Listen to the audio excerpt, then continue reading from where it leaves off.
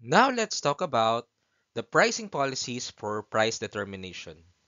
These policies consider factors like production cost, market demand, competition, customer behavior, and company objectives.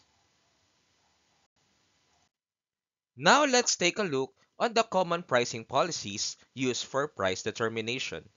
First is cost-based pricing. It is where you add a fixed percentage to the cost.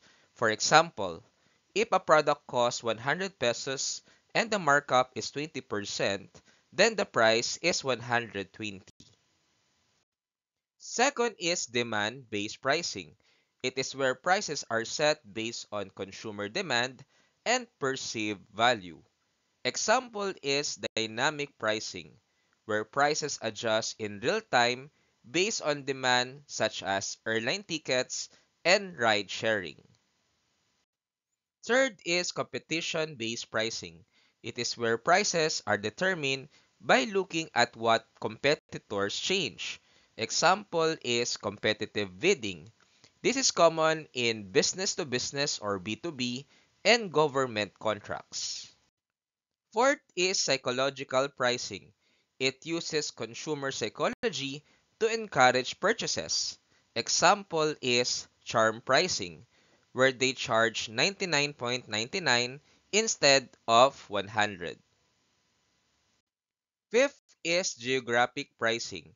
It is where prices varies based on location. Example is zone pricing, where prices are based on different regions. Six is promotional pricing. These are short-term strategies to boost sales. Example is loss leader pricing. It is where business sells a product below cost to attract customers to buy other items. And last is regulatory and government-controlled pricing. It is where prices are set or influenced by government policies such as utilities, fuel, and medicine.